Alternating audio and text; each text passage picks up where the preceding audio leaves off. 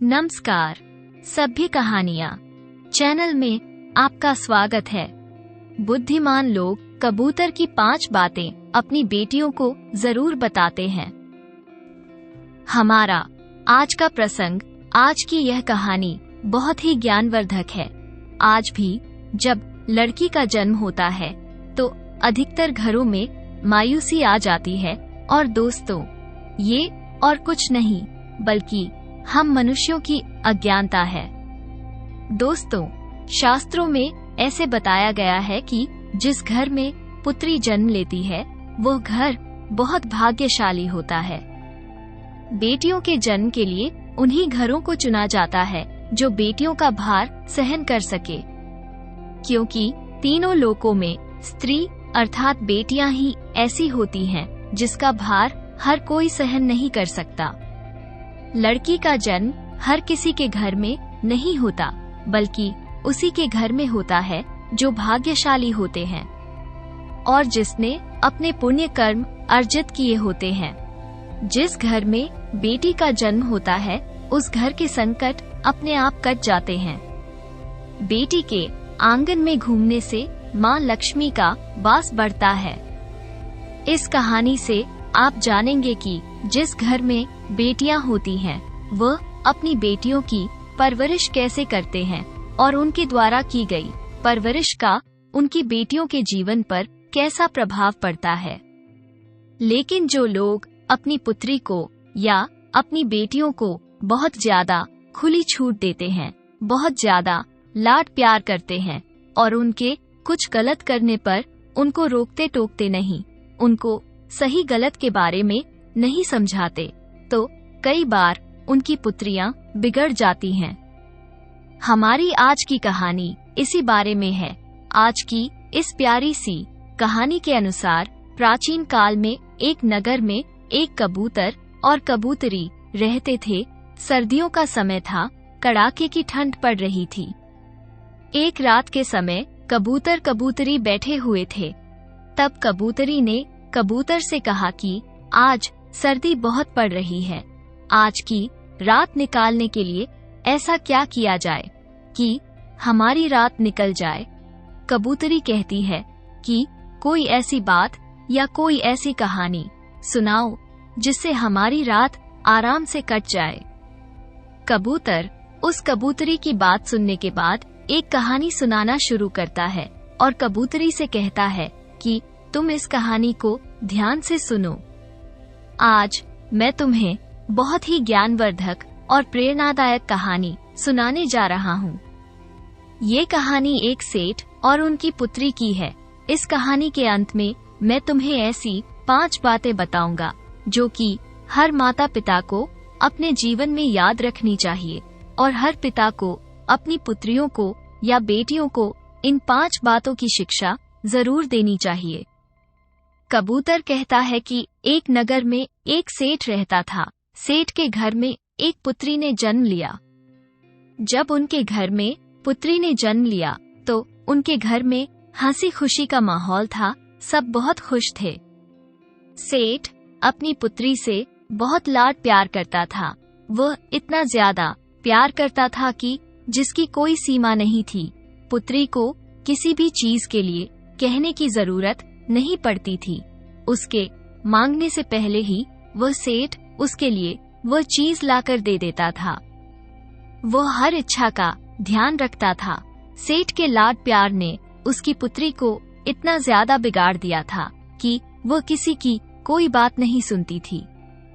वह अपनी मनमर्जी करने लगी क्योंकि उसे हमेशा अपनी कही बात ही ठीक लगती थी। वह इतनी ज्यादा नकारा हो चुकी थी कि किसी भी काम में उसका मन नहीं लगता था।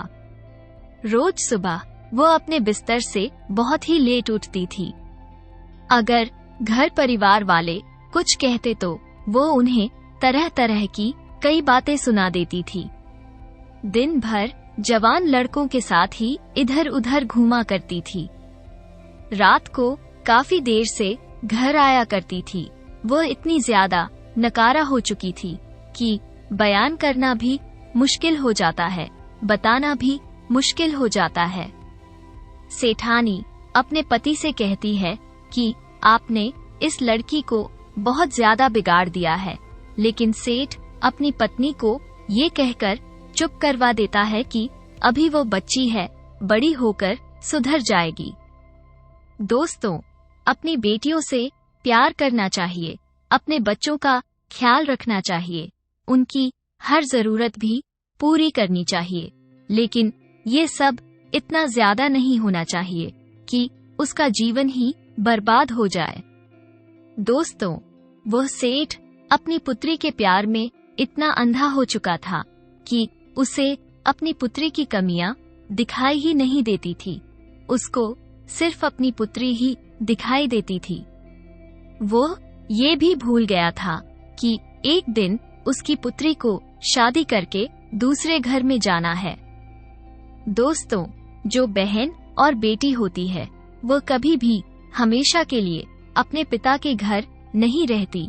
एक ना एक दिन उसे शादी करके दूसरे घर में जाना ही पड़ता है। लेकिन सेठ पुत्री के प्यार में ये सब भूल गया था। वह अपनी पुत्री से इतना प्यार करता था कि वह उसको कभी गलत होने पर भी नहीं डांटता था। यदि घर में कोई दूसरा भी उसको डांट दे तो सेठ उसके साथ लड़ाई कर लेता था। वो सेठ घर में सभी को पुत्री को डांटने के लिए मना करता था। वो यही कहता था कि बच्ची है, सुधर जाएगी। दोस्तों, हमें अपनी बेटियों को हमेशा अच्छे संस्कार देने चाहिए। हर माता पिता को ये पता होता है कि उनकी पुत्री को बड़ी होने पर ससुराल जाना पड़ता है, दूसरे घर में जाना पड़ता है।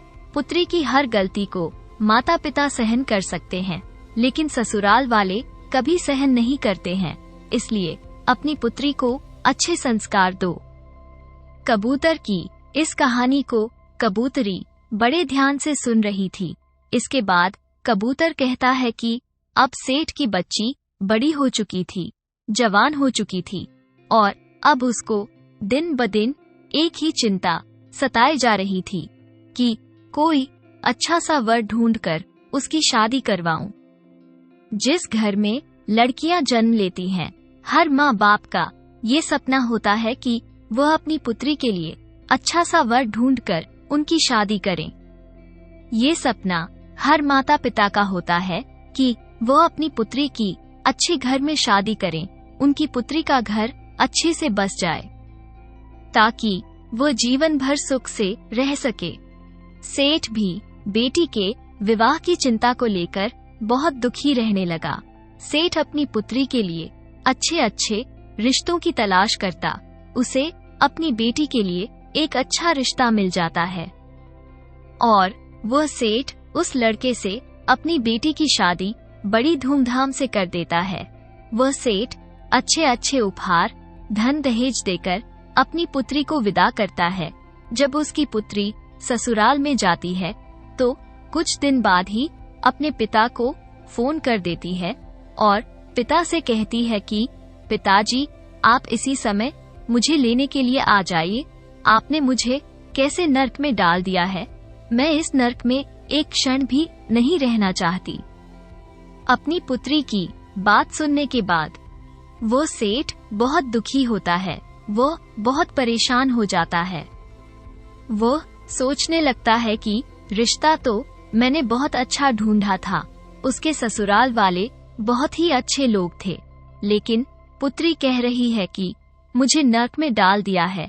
इतने कम समय में ही ऐसी क्या आफत आ गई है, ऐसी क्या परेशानी आ गई जिसके कारण मेरी पुत्री ऐसा कह रही है। सेठ काफी चिंतित होता है और वह अपनी बेटी के ससुराल में पहुंच जाता है। दोस्तों, अगर हमारी बेटी के लक्षण ठीक नहीं होते हैं तो हमारी ही बेइज्जती होती है। अगर उसके संस्कार बिल्कुल सही होते हैं तो बेटी के ससुराल में बेटी के पिता को बहुत मान सम्मान दिया जाता है, उसका आदर सम्मान किया जाता है। जब सेठ अपनी पुत्री के ससुराल में पहुंचा तो उसको कोई भी मान सम्मान नहीं मिला, कोई भी उसको आदर देने को तैयार नहीं था। सेठ जब पुत्री के ससुराल में पहुंचता है तो सबसे पहले उसे अपनी समधन मिलती है, यानी उसकी पुत्री की सास मिलती है। अपनी समधन को वो राम राम कहता है, लेकिन वो उन्हें देखते ही मुंह फुला लेती है और कोई जवाब नहीं देती। उसके बाद सेठ अपने समधी से मिलता है और उसे भी राम राम कहता है, नमस्कार करता है, लेकिन वह भी उसे कोई जवाब नहीं देता। उसके बाद सेठ उनके घर के दूसरे लोगों से मिलता है, लेकिन वह भी कोई जवाब नहीं देते। बेटी के ससुराल में उसको कोई भी मान सम्मान नहीं दे रहा था। उसके बाद सेठ अपने दामाद से मिलता है। सेठ को देखकर उनका दामाद उनसे कहता है कि अपनी पुत्री को वहां से ले जाओ, हमें इसकी जरूरत नहीं है। ऐसी बिगड़ी हुई औलाद आपने पैदा की है, इसने हमारे घर को नर्क बना दिया है, इसको आप तुरंत हमारे घर से ले जाओ। आपने शादी में जो दहेज वगैरह दिया है उसका बैठकर हिसाब कर लो, हमें उसकी जरूरत नहीं है। सेठ अपने दामाद की बातें सुनकर बहुत दुखी होता है। उसके बाद सेठ अपनी पुत्री के पास जाता है और अपनी पुत्री से कहता है कि बेटी क्या बात हो गई। तब सेठ की पुत्री अपने पिता से कहती है कि पिताजी, मुझे इस नर्क में नहीं रहना है। यदि आप मुझे जीवित देखना चाहते हैं, खुश देखना चाहते हैं, तो आप इसी समय मुझे इस नर्क से अपने साथ ले चलो। पुत्री की यह बात सुनते ही सेठ अपनी पुत्री को साथ लेकर उसके ससुराल से चला जाता है, लेकिन जाते हुए भी उसकी पुत्री के ससुराल वाले उस सेठ से ठीक से बात नहीं करते। वह सेठ अपनी पुत्री को लेकर वहां से अपने घर को रवाना हो जाता है। रास्ते में सेठ अपनी पुत्री से पूछता है कि बेटी, तुम मुझे एक बात बताओ कि तुम्हारी सास कैसी है। तब सेठ की पुत्री कहती है कि पिताजी, उसके बारे में तो पूछो ही मत, वो तो एकदम डायन है, उसने मेरा जीना हराम कर दिया है। ऐसी डायन के घर में आपने मेरी शादी की है। वह हर वक्त मुझे तंग करती रहती है, मुझे परेशान करती रहती है। ऐसी डायन का तो मेरे सामने नाम भी मत लो। उसके बाद सेठ कहता है कि अब तुम मुझे ये बताओ कि तुम्हारे ससुर कैसे हैं। सेठ की पुत्री फिर से कहती है कि उस दुष्ट आदमी का तो नाम भी मत लो, वो तो एकदम से राक्षस है। उसके बाद सेठ कहता है कि उसे छोड़ो, अब ये बताओ जो तुम्हारे जेठ जेठानी है वो कैसे हैं। वो तो जल्लाद हैं, उनकी तो बात ही मत करो, हर दिन मुझे परेशान करते रहते हैं। फिर सेठ ने पूछा तुम्हारी ननंद का स्वभाव कैसा है, वह तो तुमसे प्रेम करती होगी। सेठ की पुत्री कहती है कि उस चुड़ैल का तो नाम भी मत लो पिताजी, वह तो उड़कर के खाने वाली है, बहुत ही बेकार है। सेठ अपनी पुत्री की बात सुनने के बाद बोले कि अब तुम ये बताओ कि तुम्हारे पति कैसे हैं, हमारे दामाद कैसे हैं, वह तो तुमसे बेहद प्यार करते होंगे। सेठ की पुत्री कहती है कि पिताजी, वह तो जमदूत हैं, बहुत ही बुरे इंसान हैं, उसका तो नाम ही मत लो, उसने तो मेरा जीना ही मुश्किल कर दिया था। हर दिन वो मुझे मारता पीटता था, वो मेरी एक भी बात नहीं सुनता था। अपनी पुत्री की सारी बात सुनने के बाद आखिर में सेठ उससे पूछता है कि अब तुम ये बताओ कि तुम्हारे पड़ोसी कैसे हैं, मोहल्ले वाले कैसे हैं। तब सेठ की पुत्री उससे कहती है कि पिताजी, मोहल्ले के बारे में भी मत पूछो, वह भी लुचे लफंगे बदमाश हैं, पूरा मोहल्ला ही खराब है। सेठ बहुत ही बुद्धिमान था, वह समझ गया था कि एक इंसान खराब हो सकता है, गलत हो सकता है, दो इंसान गलत हो सकते हैं, और हो सकता है मेरी पुत्री के सारे घर वाले ही गलत हैं, लेकिन सारे पड़ोसी तो गलत नहीं हो सकते। इसलिए दोष मेरी अपनी बेटी में ही है, उसके ससुराल वालों में नहीं। वह सेठ इस बात को समझ जाता है कि ये सारा ही नतीजा मेरे लाड प्यार के कारण है। यदि मैं उसकी हर बात को बिना सोचे समझे नहीं मानता और मैं अपनी पुत्री को इतना ज्यादा लाड प्यार नहीं करता, बल्कि उसे अच्छे संस्कार देता, तो आज ये समस्या खड़ी नहीं होती। सेठ चुपचाप अपनी पुत्री को लेकर अपने घर आ जाता है।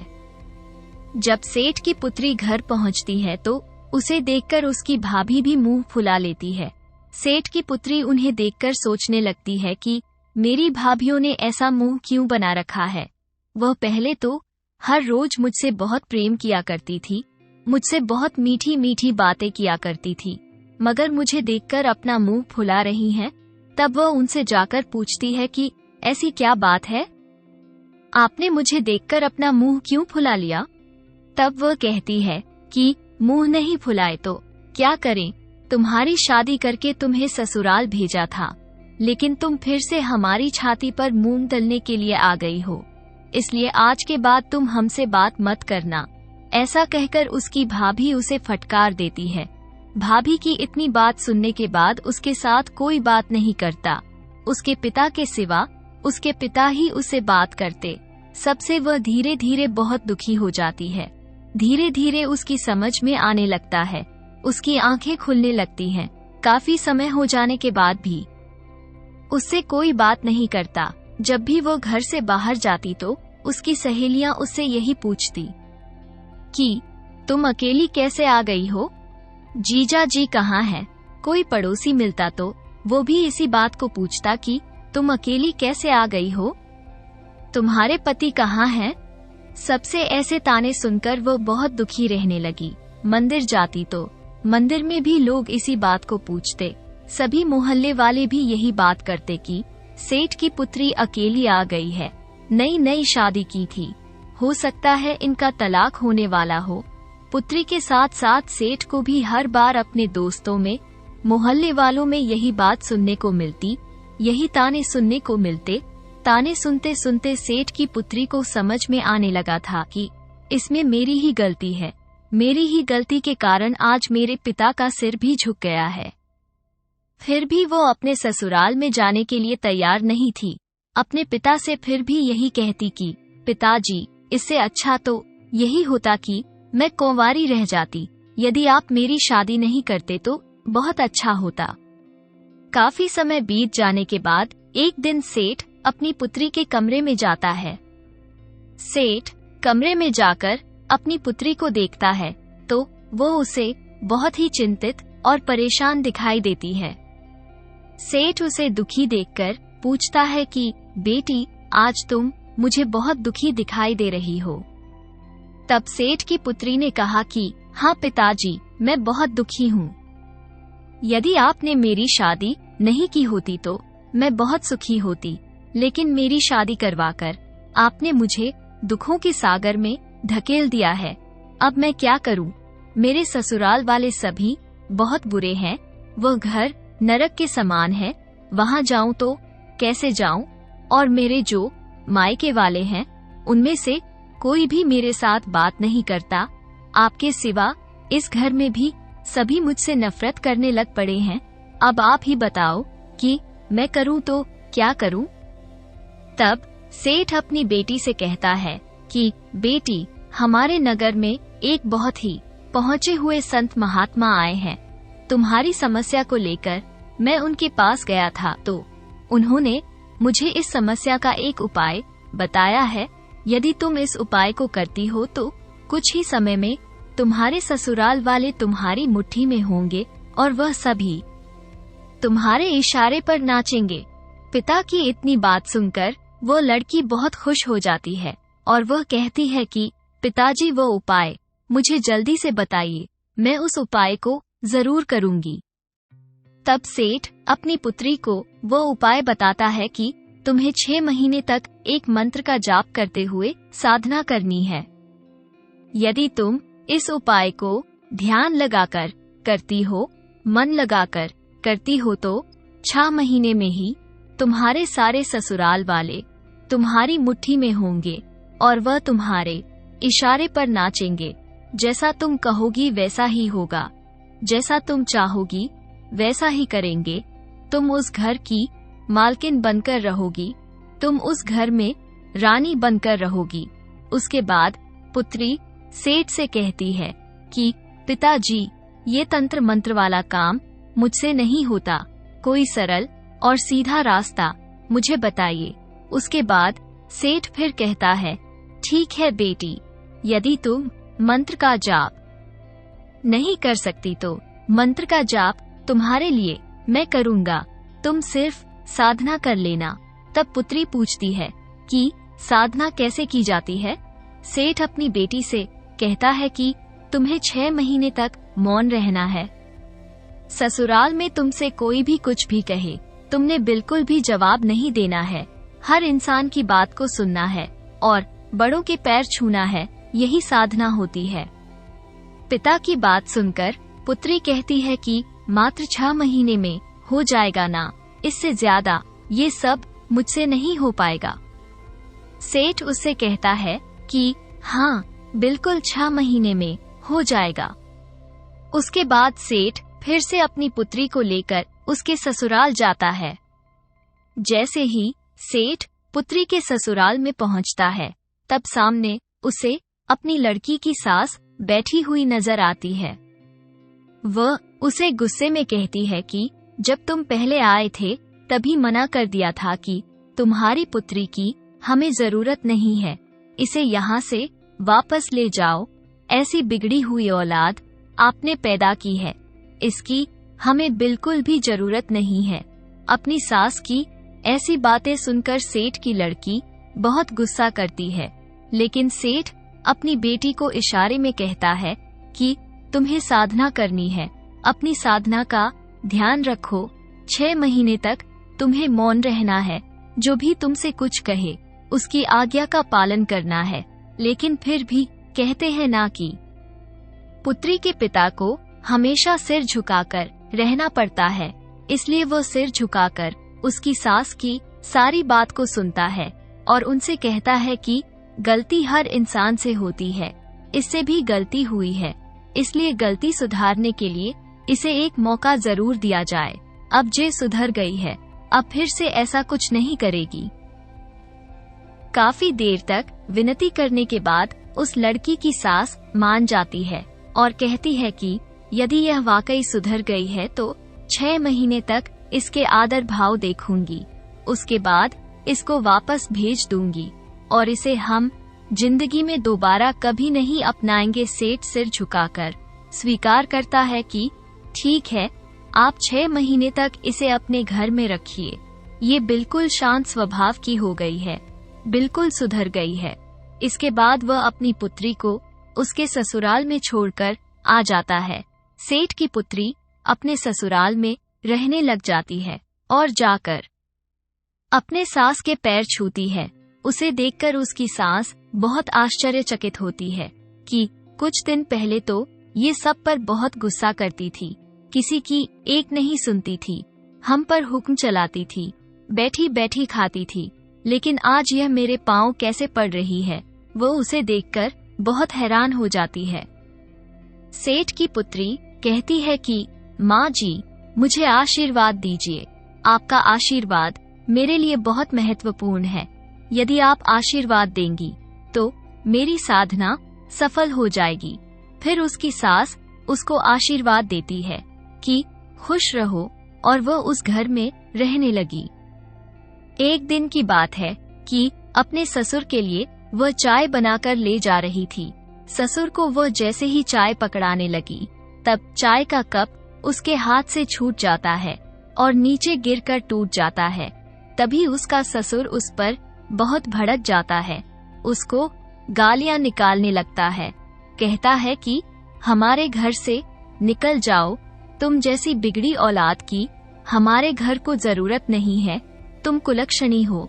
इस तरह उसे तरह तरह की बातें सुनाता। अब सेठ की पुत्री अपने मन में सोचती है कि यदि मेरे पिता मंत्र का जाप नहीं कर रहे होते तो मैं तेरा सिर फोड़ देती, लेकिन क्या करूं? इस समय मैं चुप रहने की साधना कर रही हूं। मेरे पिता मंत्र का जाप कर रहे हैं, इसलिए मुझे तुम्हारी इतनी बातें सुननी पड़ रही हैं। सेठ की पुत्री से जब भी कोई कुछ कहता तो उसे गुस्सा तो बहुत आता, बहुत चिड़चिड़ापन होता, लेकिन वह कुछ नहीं कर सकती थी, क्योंकि उसे अपने पिता की कही हुई बात याद आ जाती थी कि तुम्हें 6 महीने तक साधना करनी है, चुप रहना है, और मैं 6 महीने तक मंत्र जाप करूंगा। इस बात को सोचकर वह चुप रह जाती, हर समय अपने गुस्से पर काबू कर लेती। इसी तरह से बड़ी मुश्किल से उसने अपने गुस्से पर काबू पाया और धीरे धीरे उसका घर बार बसने लगा। उन सबको यकीन होने लगा कि अब ये सुधर गई है। 1 महीने में उसमें सुधार आना शुरू हो गया और 2 महीने बाद उसमें काफी सुधार आ गया। कुछ समय बाद रक्षाबंधन का त्योहार आया। भाई उसे लेने आया। भाई ने उससे अपनी बहन को अपने घर ले जाने के लिए इजाजत मांगी तो उसकी बहन की सास बोली कि बेटा, कहाँ लेकर जा रहे हो? इस बार तो जब से यहाँ आई है हमारा घर तो स्वर्ग हो गया है, लेकिन अब ये रक्षाबंधन का त्योहार है तो मना नहीं कर सकती, उसके बिना हमारा मन कैसे लगेगा। जब वो जाने लगी तो नंद बोली, भाभी जल्दी लौट कर आना। ससुर ने भी कहा, बेटा जल्दी आना, तू मेरे बुढ़ापे की लाठी है। वो सबसे इजाजत लेकर अपने मायके में आ गई। जैसे ही वह अपने घर पहुंची, उसके पिता ने पूछा कि बेटी अब ससुराल कैसा है? तब उसने पिताजी से कहा, एकदम स्वर्ग है पिताजी। पिता ने हैरान होकर कहा कि पहले तो तुम कहती थी नरक। बेटी बोली कि नहीं पिताजी, अब सब कुछ ठीक ठाक है, अच्छा है। पिता ये सुनकर बहुत खुश हुआ। कुछ दिनों बाद वो वापस अपने ससुराल चली गई। जाने से पहले उसने अपने पिता से पूछा, पिताजी आपने कौन सा मंत्र जपा था? तो पिता ने कहा, मैंने कोई मंत्र नहीं जपा, ये सब तेरी ही साधना का परिणाम है। बहुत मुश्किल से उसका घर संसार बसा है। कुछ समय बाद वह गर्भवती हो जाती है और फिर माँ बन जाती है। अब उसकी गृहस्थी बड़े आराम से चलने लगती है। कहते हैं कि अपनी पुत्री को बहुत ज्यादा प्यार करना, लाड करना बड़ा ही खतरनाक साबित होता है। हाँ, अपनी पुत्री को प्रेम करो, मोहब्बत करो, उसकी हर जरूरत का ख्याल रखो, लेकिन उसे इतना भी मत बिगाड़ो कि एक दिन आपको भारी पड़ जाए और उसका भी जीवन बर्बाद हो जाए। कबूतर इस बात को कबूतरी से कहता है। अब कबूतर अंत में 5 ऐसी बातें बताता है जिनको ध्यान से सुनना चाहिए। फिर कबूतर कबूतरी से कहता है, मेरी बात को ध्यान से सुनो। लाड करयाते बेटा बिगड़े, भेद दियाते नारी, खुदगर्जी में बिगड़े भाई, पड़े मुसीबत भारी, रोब दिखाया नौकर। अपनी पुत्री को हमेशा अच्छे संस्कार देने चाहिए। हर माता पिता को ये अच्छी तरह मालूम होता है कि उनकी पुत्री को एक दिन बड़ी होकर दूसरे घर में जाना है। पुत्री की हर गलती को माता पिता बर्दाश्त कर सकते हैं, लेकिन ससुराल वाले कभी भी नहीं बर्दाश्त करते। इसलिए अपनी पुत्री को लाड प्यार के साथ साथ अच्छे संस्कार दो। बेटा तो केवल एक कुल को रोशन करता है, बेटियां तो 2 कुलों को रोशन करती हैं। माता पिता के घर वो बेटी के रूप में अपने उत्तरदायित्व का निर्वाह करती है तो ससुराल आकर एक बहू के रूप में सारे कर्तव्यों का पालन करती हैं। शायद यही कारण है कि बेटियों को लक्ष्मी कहा जाता है। आपको ये कहानी अच्छी लगी हो तो वीडियो को लाइक करें, चैनल को सब्सक्राइब करें। कहानी को अंत तक सुनने के लिए आपका धन्यवाद।